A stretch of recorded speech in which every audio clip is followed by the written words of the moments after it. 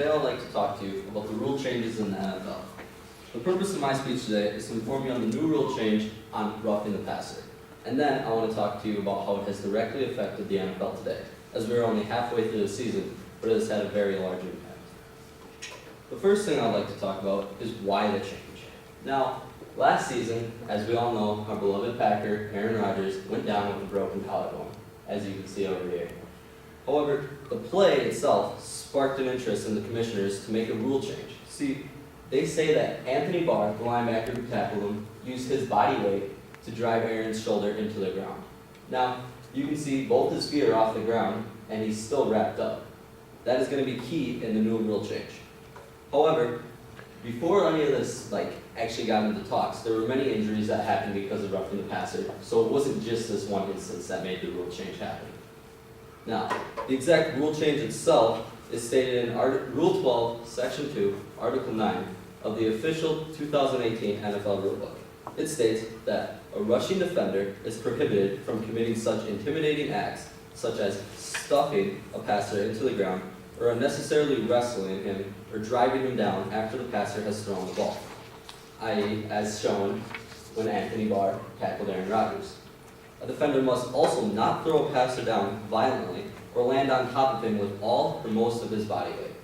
So another thing that was shown is both of his feet, like I said, are off the ground, and he's still wrapped up, so all of his body weight is going to be right on the person he is tackling. Now, let's talk about the direct impact that it has had so far on the 2018 NFL season. First thing is, there's been a lot more flags being thrown.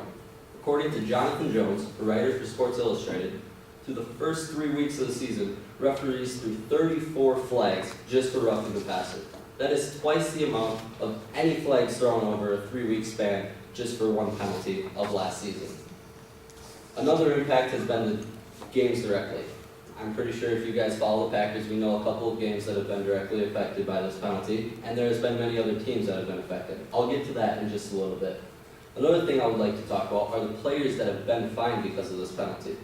According to Kyle Newport, a writer for a company called Bleacher Report, New Orleans Saints defensive tackle David Onyemata received a total of $40,108 in fines just for being flagged twice for this penalty in one game. His game check on its own was $39,375, so he actually ended up losing money because of these penalties.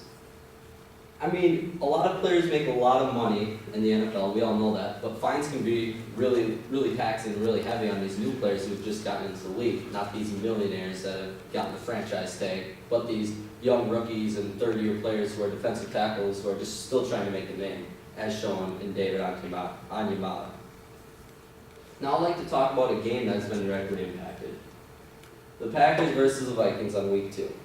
With the Vikings down 29-21 to the Packers with under 2 minutes left, quarterback Kirk Cousins was hit by linebacker Clay Matthews of the Packers as he threw the ball. The Packers ended up intercepting the ball, however, there was a flag thrown. This flag was for roughing the passer. I have a video that I would like to show you guys on the actual hit itself that cost the Packers, that allowed the Vikings to go down and tie the game up. I'll play it one more time, and then we can talk about it. With this penalty, it's very controversial because the rule itself states that a player cannot drive and use all of his body weight onto onto the passer that they are tackling. You can see here that Clay Matthews is using his hands to brace himself off the ground. However, in this split second, can a referee really see that?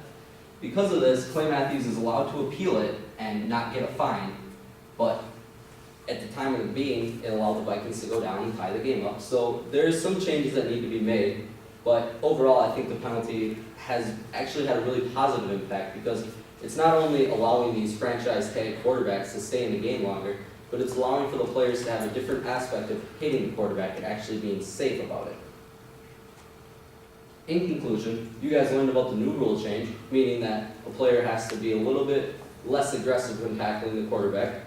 You learned about the impact that it's had only through the first 8 weeks, and hopefully this can help you guys at Thanksgiving when you guys are talking about the Vikings or the Packers or any team that your family might support, and meeting about this new rule because it's a very controversial topic and it's talked about a lot today.